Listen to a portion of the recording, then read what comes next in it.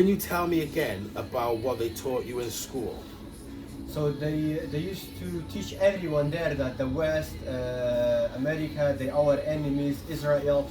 So 53 years ago, controlling the country, they were telling us that we're gonna fight Israel to take Palestine back. But this is all not true. They used to steal the money. 80% of the resources, the money, used to go to the army, but it was all lies. When the war started, we all found out the weapons that they have is from World War I and II. What's happening, peoples? Welcome back to the Be Wild vlog. I'm quite excited today. I've got a few things in the pipeline. Right now I'm on my way to Cardiff to meet with Cullen to help him move some materials. Central Club Podcast is having some work done. He's having a new studio built. So we're going to head down to Cardiff. We're going to see what go on with Cullen. Give him a hand moving some stuff. And then I need to take myself to the barbers. I think it's time. Do you know what I mean? Like, I'm not going to take it all off. I got plans, but this is just getting a little bit silly for my liking. Axe the mop off. So how's everybody doing? I hope everybody's doing well. I hope you've been enjoying the content that I've been putting out. I know that sometimes I'm going from topic to topic. It might be hard to keep up, but ultimately this is just my vlog. This is just a place for me to offload the things that go on in my head, to be a bit creative. I put out a music video and a new song on my Benji Wild page. That's also confusing because I'm hopping from one page to another, but I want to keep Benji Wild specifically for music. So I put out a brand new song called Losing Faith. And while I was at the park with my daughter and my brother and his son, I was messing around with my phone and my my gimbal and my tripod. So I made a little video edit and I thought, you know what, this looks great as a music video. Certain parts line up with the song, just the speed and the sort of direction. So I just clipped it together, bang, whacked it up on YouTube. Benji Wild, Losing Faith is out now. In other news, I don't know if you could tell, but I'm back in the Hartridge rugby kit. I've been thinking about it for a couple of weeks. I just keep getting the itch to go and, bust some heads. I saw my rugby coach a couple of days ago, and then I saw him again yesterday in the gym. And I said to him, you know what?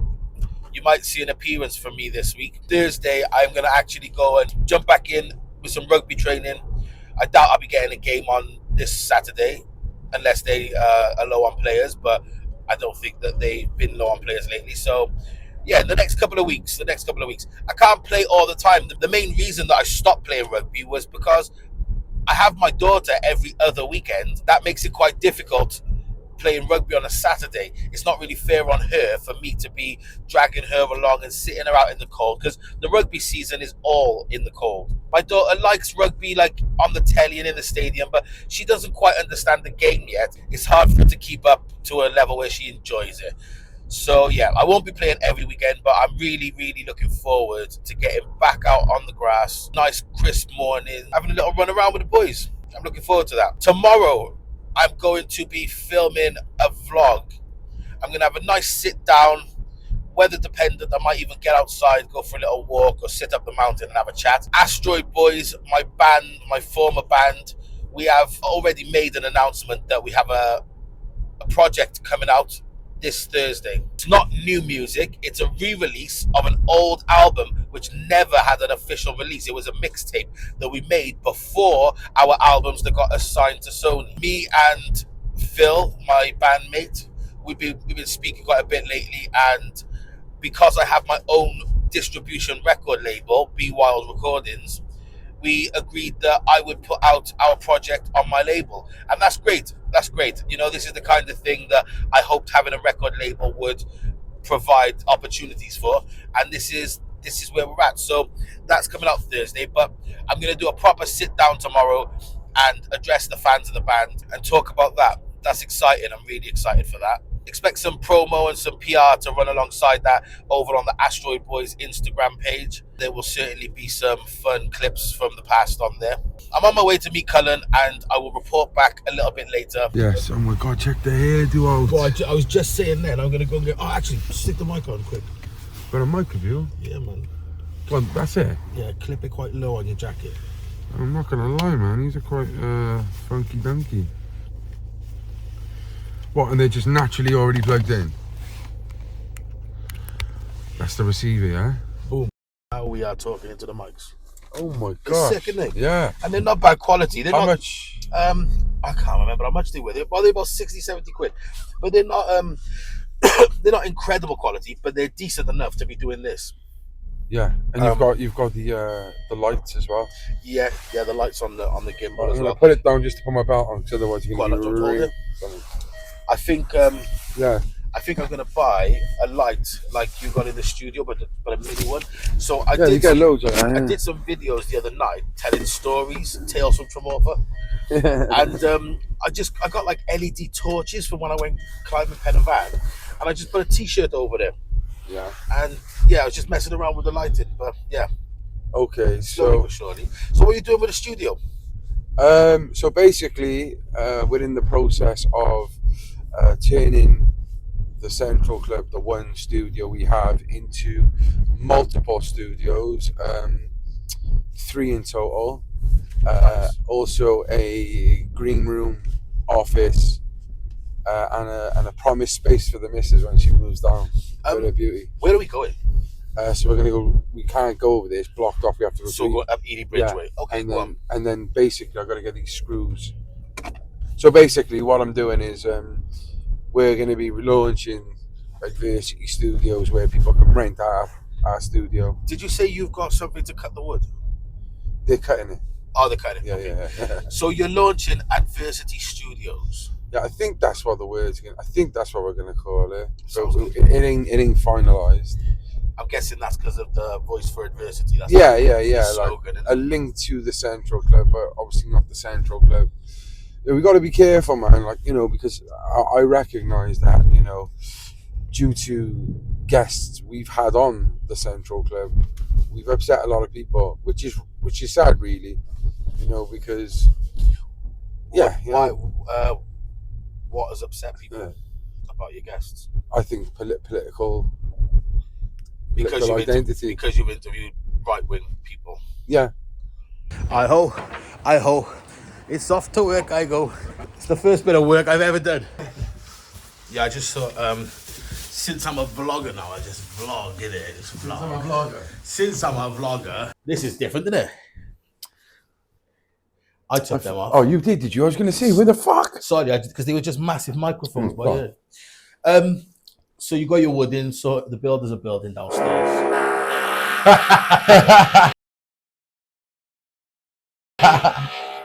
Just in case. Bear with us.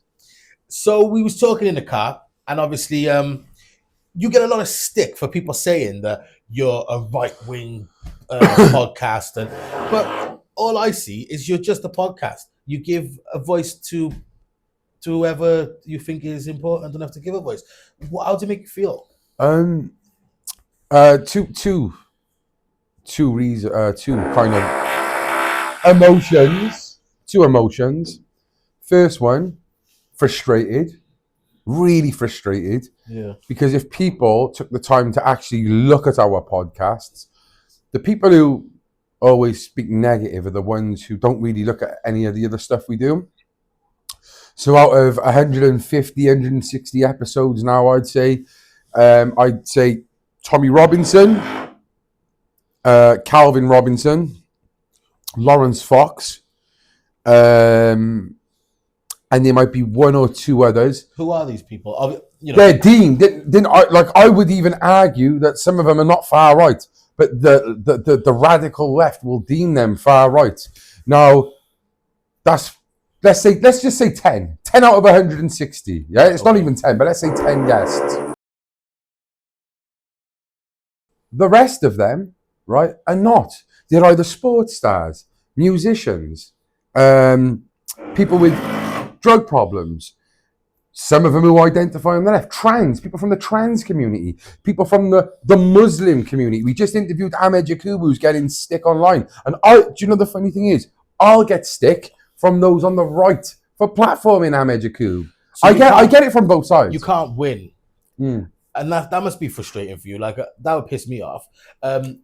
Most of the stuff that I watched on Central Club is interesting stories from like survivors, like local legends, icons from South Wales.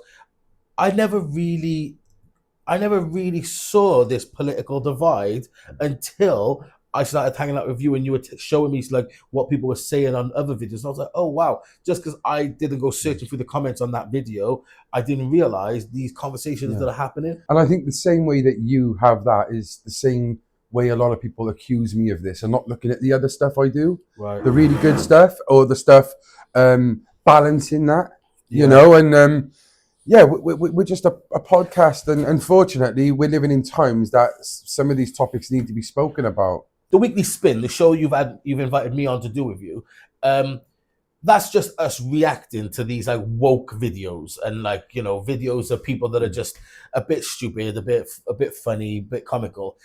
And there's a massive market on the internet for that. Everybody scrolls their Instagram feed and sees these people and are like, oh God, what is society coming to?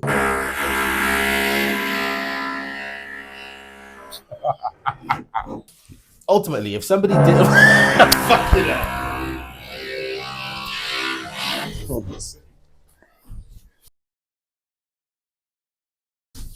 Sorry about that. All right, we just came back to the car because it was popping Construction.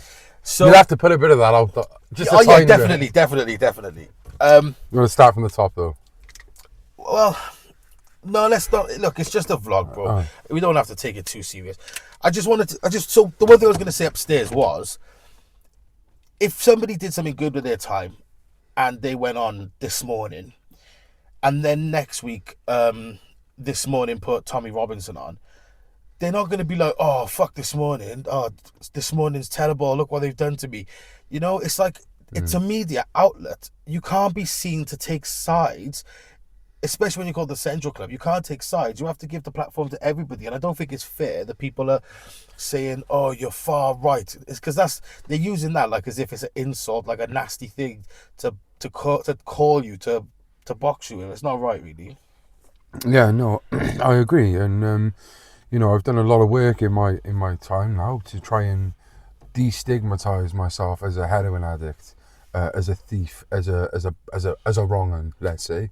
And in the process, I've now been given a new label. As an ex. As an ex, as an ex. No, but even people who get clean in that world still get stigmatized. Like, once a junkie, always a junkie. You know, he's going to go back, he's going to fall off, or I wouldn't trust him. Right. You know, and so you spend a lot of time repairing your reputation for people to then give you this new title that people who know me, it's just not fucking true, like, and it's sad, like.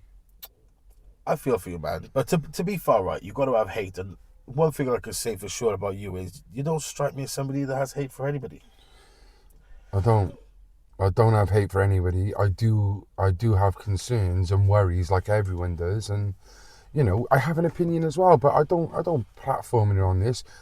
I just think we live in a time where it is guilty by association, and this word platforming is turned into a weapon of what you believe in, which, like I always say, if Louis Theroux or Piers Morgan interviews a serial killer or someone from the KKK, it doesn't mean they're a part of the KKK. Well, it's like when you interviewed Jimmy Savile. Yeah. I remember people actually saying, oh, how could he even sit with that monster? Yeah. Well, because if he doesn't, who's going to? Yeah, and not just that though, mate, right? Like, if you, like, what you got to realise is when I have said that before and people would go, yeah, but you didn't challenge him, you just sat there and agreed. So do they. They live in their lives with them. They just want to, they're not asking questions to say, why do you do this? It's more like, okay, so they just want to understand their thought process and why they think this way, rather than, that's wrong, this is wrong, I don't agree with you. You never see Louis Theroux, or you might see Pierce a little bit, but you never see these documentary makers say, I disagree. No, that's wrong. They embellish it in a way, like where they want to get the most out of him. And it's similar to the Abe thing. Like, some people would say, I was the shittest interview, whatever. But anyone who really knows about podcasting, we got a lot out of him and we let him feel comfortable to say those things. And I could have went down more of a direct route, but like I said, I feel that's not who I am. And secondly, he could have just clicked off. On the interview. It's a well-known thing, the good interviewing skills is to keep the conversation on topic and to allow the person to speak. I'm quite bad at it, and I know I am. I'm okay with that. It's not really my job, but I think you do it really well. When I the Aya podcast, the one thing that you admitted, which I thought was, at least you got the guts to admit it, is that you weren't too versed on the situation. Now, that's okay though, because at the end of the day, a lot of people didn't like that though, did they? Because like, how dare this man? But he don't even know. Nobody else could get the interview, so it was either you get the interview and not have the perfect questions, or nobody gets the interview. Yeah, and when I interviewed Tommy Robinson, nobody was interviewing him either, and I felt like I have to be welcoming. I have to be trusting for these people to come. For Mark Drakeford to come 3 times, he has to trust me. He has to, and these people wouldn't think. It's funny. The National, they called the National, it's like a Welsh left-leaning political media platform, where like Andrew R.T. Davis shows up on I don't know if she said far right, but it was like podcast that whole far right figure Tommy Robinson. And during the article, she goes in, I'm actually going to do a reaction to it. That's what we want to do. That is what we need to do, actually. Okay. On the next Weekly Spin, we will sit down, because she breaks, I'll show you in a minute. She's literally, right, there's like 6 different sections about my podcast, central in quotes, and then she talks about they reached out to Mark Drakeford to get a comment on me, and like Mark Drakeford said, I know Cullen, he's a lovely guy from the Cardiff West constituency, and all I done was go on his podcast. Like he backed me, like, do you know what I mean? Wow. Because at the end of the day, these fucking people, right, they try and fit a narrative, mate, and next week I'll have someone on the left, hopefully, and the week after I might have someone on the right. And the other thing is, it doesn't have to be about the left and the right. It doesn't. Just interview interesting people. But that's what they. I'm not telling you to do that. You do that. No, but that's what they've turned it into. Because I just look at these people and think he's an interesting character. He's in the media. I want to know more about him and what he's talking about. But they go, he's far right. I go, so then I have to justify, like, okay. He is. Well, I've also had someone from the left. You know the woman from the Penturk UFO video that you did? Amazing. I love that lady. Great podcast. Great story. I don't know what she thinks politically. Well, I actually had her on to do the Central Club comments after, which was really good. And she's clearly not, in terms of politics, I don't know what her politics, but when we asked about, we asked the question of migration to her, and she, her clip has done over 30 million views. Oh wow! All over social media. What did she say about it? She thinks that they're soldiers. That they're soldiers? Yeah. What, the migrants that are coming into the country? Yeah. Soldiers for what? I think because of the UFO stuff, and she's quite she's asking a lot of questions. People would call that conspiracy, but I think she got an open mind. She's seen something that a lot of people would deem unbelievable. She believes there was a cover-up. She's proved there's a cover-up with the military, so why wouldn't they cover up other stuff? And she thinks that these are soldiers.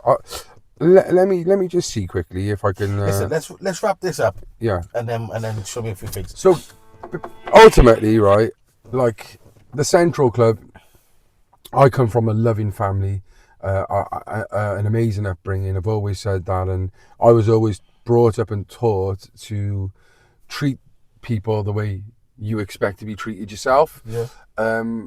Colour, gender, all those things, they were transcended. I didn't notice any of them.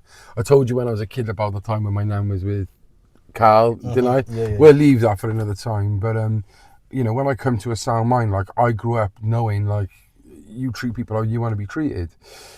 I then went down the road of addiction. And during that time, I was, I wasn't perfect, and I've stated this as well. Like, if people want to look into that, of what I feel about that time as a drug addict, but I was stigmatized, and I felt like I could never be accepted in society again. So when I got clean in 2020, which was at the height of political division, let's say, COVID, George Floyd, BLM, all these things, migration, all these things, and I saw mates that I grew up with.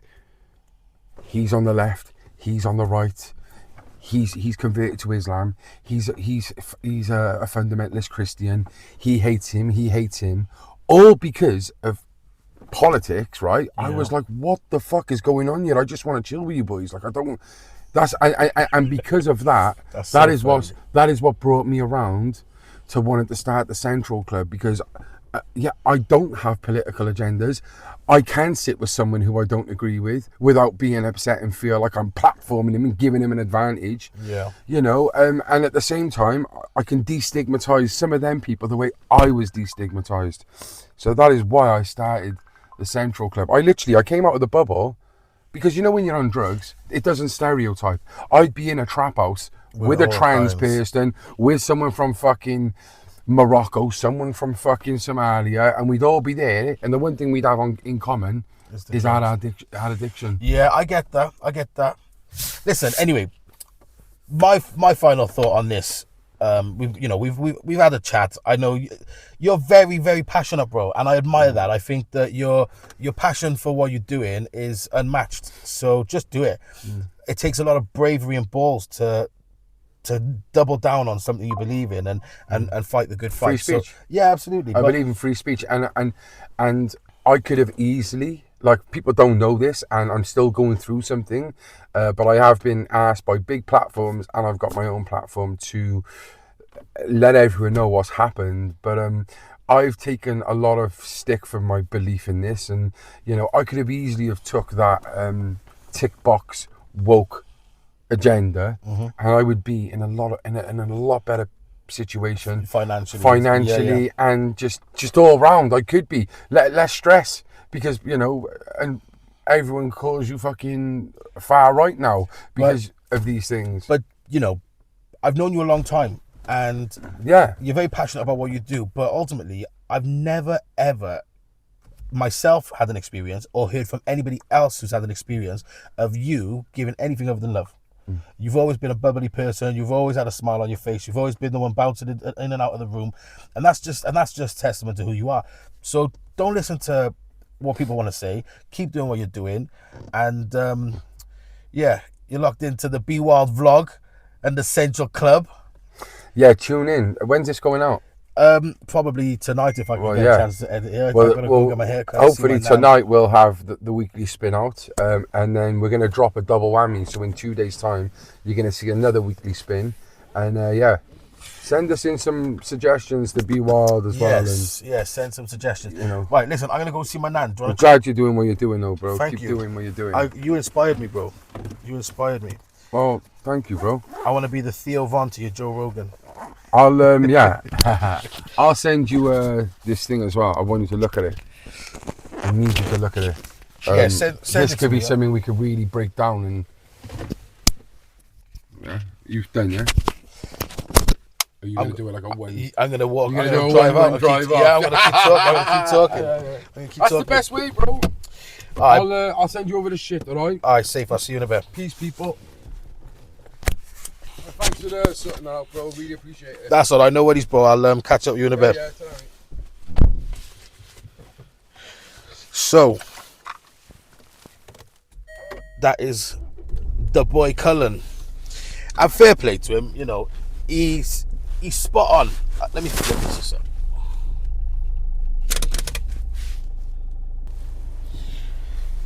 Yeah, fair play to him. He's spot on with a lot of the things that he says.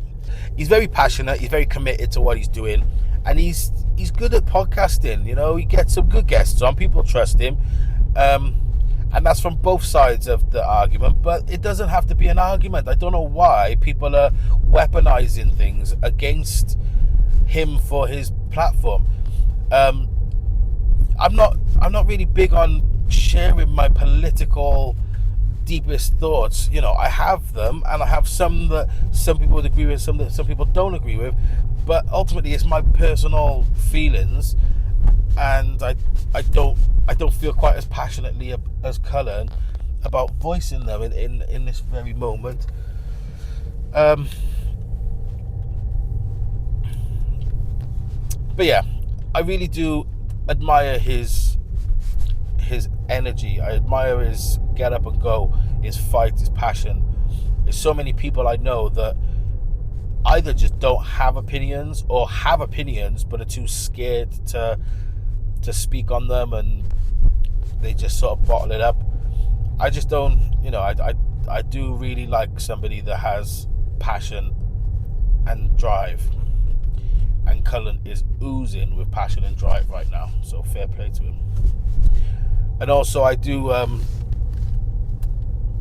mean it when I say that he inspired me to start this vlog. He had me on the Central Club podcast, and now we have our own show together called The Weekly Spin. An episode came out today, and an episode is coming out tomorrow. I suppose that depends on when I post this. Anyway, moving on. What are we doing today? We got some things to do. I am going to go to my nan's right now. My uncle is there with my nan. I'm going to just pop in there for a quick cup of tea. Then I need to get my hair cut.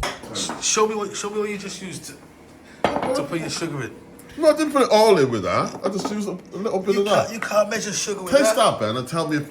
I swear. No, Ben. I don't even want to taste it. And you drink your tea black. Yeah, it's gotta be black, isn't it? Crazy. No, milk makes me... See, milk makes me, when Emma first got pregnant... Lactose intolerant. I love milk. I realised then, when Yvette got pregnant, it's when women are pregnant for me, I want milk. So I just cut milk out now, because I want to know if anyone's pregnant. I swear. I'm joking. I do a vlog on YouTube, Be Wild Vlog. You can have a look. But yeah, so I'm glad that you guys are fixing me today, because I've been walking around looking like Sasquatch. There we go. Yeah. So you were telling me the difference between Sunni and Shia Muslim. Yeah. What is the main differences? So the main, I don't know. No? Something happened in the history, 1,300-400 years ago. Okay. It's a little bit of different, but nowadays they use it, some political size people to use it to fight each other. For example, the Syrian president, he used the Shias in Syria to fight the Sunnis. So he was basically telling them, if I leave, he's a Shia. He's from Shia side. He was saying to them, if I leave, the Sunnis would come and kill you. But this is not true. Okay, so it's propaganda then. It's like... Yeah, it's propaganda. They use this, for example, to control the country and to take a certain, side of the people around him to protect his regime, basically, Right, okay. So in Syria, for example, there's 2-3 million Shias. Yeah. So he basically used them to protect his government, just to keep him in power, basically. Yeah, basically, because people don't like him, There's only, and these people as well, they had to. So, for example, if I was young, I'm Shia from Syria. When I grow up, it's for me so easy to get into the army. Okay. And they pay you good wages. But if you're Sunni, they wouldn't let you have good places in the army. Sorry about that. It died. So the president is the president of Syria. He's Sunni. He's Shia. He's Shia. Yeah. He's saying he's Shia, but honestly, nobody knows exactly, because he doesn't care about Shia, he doesn't care about Sunnis. He used the Shias to stay in power and to fight Sunnis. So what's confusing for me is you don't know the difference between the two. Is it where they live? Is the Sunni people live one place, the Shia people live another? Yeah, so for example in Iran, mostly they Shias. In Middle East, for example in Syria, Lebanon, they are Shias as well, but Sunnis are more. So for example in Syria, 80% are Sunnis, 10 or 15% they Shias. Okay, so when that president was overthrown, is that what you said just now? So his dad was in power first, Right. yeah, and him as well in 2003 or 2, he took over. and they've been controlling Syria for 53 years. So as I said, they were using the Shias, to stay in power. So if I'm a Shia, for example, if I grow up, it's for me so easy to get into the army. They give me good places, so they convince them, somehow they give them the power to be in the army rather than going and working, But what is the difference between the two? The Shias and the Sunnis. Yeah. It's not a big difference, I would say. Something happened like 1,300 years ago. But nowadays, people, the presidents, for example, in Syria, he used this excuse to make hate between the Shias and the Sunnis. And not just this. They do this in every country. Yeah, don't so that's everywhere. Some West countries, some parties they use the refugees, excuse to come and take over, to get more votes for them. And this happening everywhere. And in Syria, it's not just Sunnis and Shias. The president, the old president, he made big hate between Arabs and Kurds as well. Between Arabs and Kurds. Yeah. Right. Okay. And Christians and Muslims. Are there many Christians in Syria? I would say 10%. Okay. Yeah. There used to be more, but now 7%, something like that. What countries are around Syria? Lebanon, Jordan, Turkey, Right. Iraq, yeah, Yeah. Okay. and Palestine as well. I see what you did there. Listen, brother, thank you for sharing with me, man. I appreciate it. I like what you did there. And Palestine as well. Yeah, man. Yeah. So when the war started in Syria in 2011, if he didn't use the Shias, as I said, he would have been gone within a month, And then what was he saying about the president got run off to Russia? Yeah, apparently, I wouldn't say the rebels who used to fight against the government, they took over, by war. I would say there is other things happening around from Israel, America, West, Right. They want to change the map of Middle East.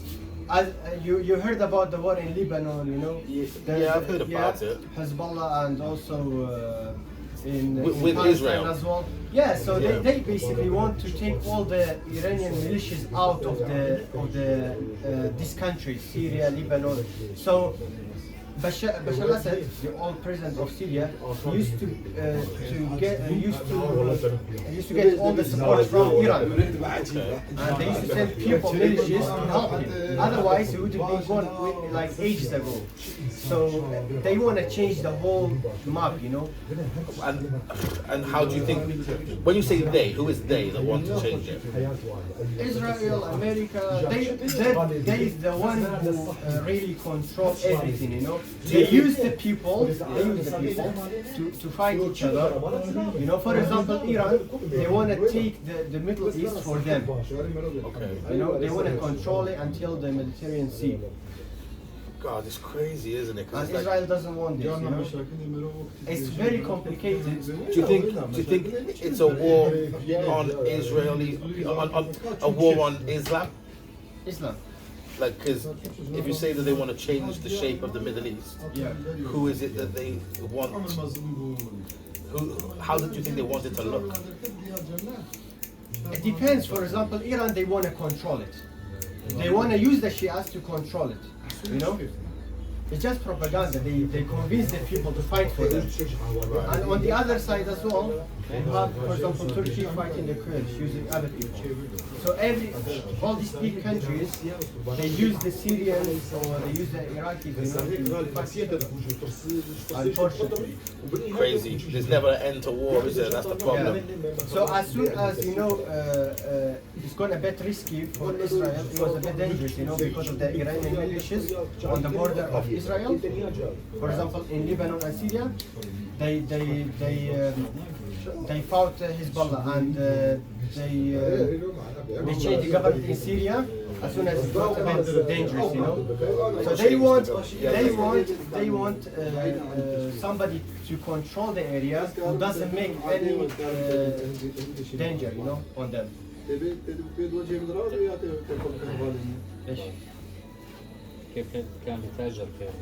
Oh, and he used to the old president because of the economy, you know, they used to make keep Taiwan's Keep what? keep Taiwan, you know, drugs. Yeah. Yeah, he used to take it to all these Arab countries, you know, and he was basically What, to mess the countries up? no, to get money. Oh, he was a drug dealer. Yeah, his brother used to control one of the big army. I don't know what they called, you know. Wow, see, that's mad, because I remember hearing something that the American government, that was it, a guy hacked into the American government computers, and he discovered that the biggest drug dealer in America worked for the American government. And the biggest child trafficker in America worked for the government. It's like the people at the top were meant to be helping the country. They're actually the ones that are doing the criminal activity and controlling it. And a lot of Syrians, they didn't know about this, but what I'm saying, they used to make it is the president and his brother. So his brother had a lot of factories, you know, they used to make it and take it to other countries. So the economy was based on this, basically, drugs, because they couldn't get anything, you know, products from outside. They had a lot of punishments on Syria because of the government, you know, and the president. So Syria was basically isolated, and the only way of getting the money was making drugs. You know? That's crazy, man. It's sick though, because he's flooding his own streets, his own people. Yeah, with poison. he doesn't care, to be honest. He used a certain side of Syrian. For example, Shias, he used them to fight the Sunnis to stay in power. Yeah, he used to convince, he used to tell them, if I need them to come and kill you, he used to make big hate, you know, between the Syrian ethnic groups, religious groups, you know, to stay in power. That's the only way. If this wasn't existing, you know, in 2011, when people start demonstrating. So has the fighting in Syria stopped now? Like, is it because did you say it's calmed down a bit? It's calmed down. So you were born in Syria, Yeah. and you came here about 10, 11 years ago. So 2014, that's when I came here. And the fighting was bad, and it came to your city. How old were you? I was 13 years old. Okay. So a year later of the war, since it was since it began, you know, a year later it started in my city. Okay. And we had to leave. We stayed for a couple of months, you know, hoping that it's gonna stop soon, but it didn't. So we left. I could totally understand that. I could totally understand that. If you'd have stayed, obviously there's the chance that you would have died, but would you have been forced to fight? To be honest, that time, you know, there was 4 sides. You have the ISIS, the Kurdish, and then the rebels and the government. Right. Yeah. So it depends which area I was going to be in. Probably I would fight, you know.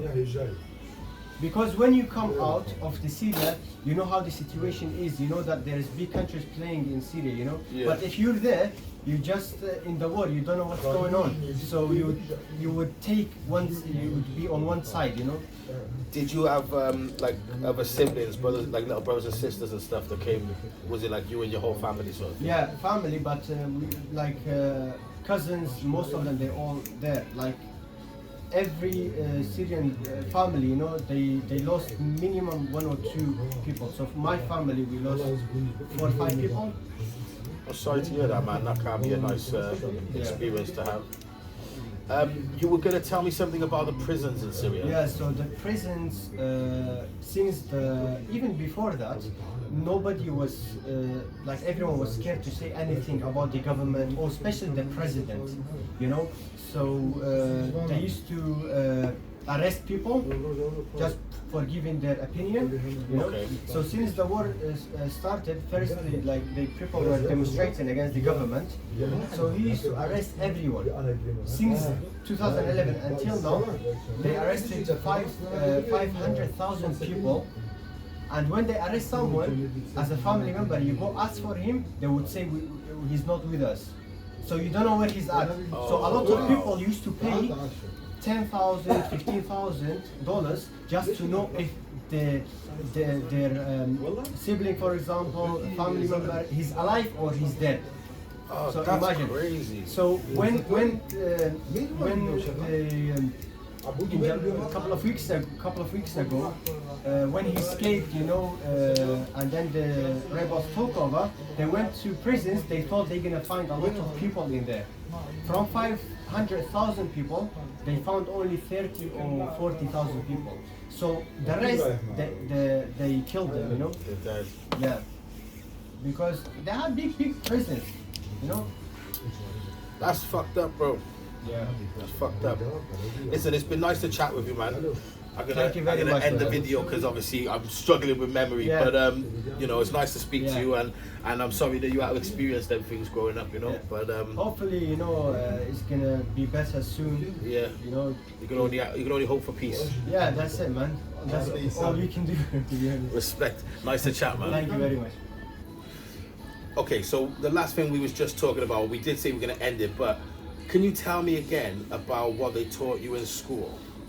So they used to teach everyone there that the West, America, they our enemies, Israel.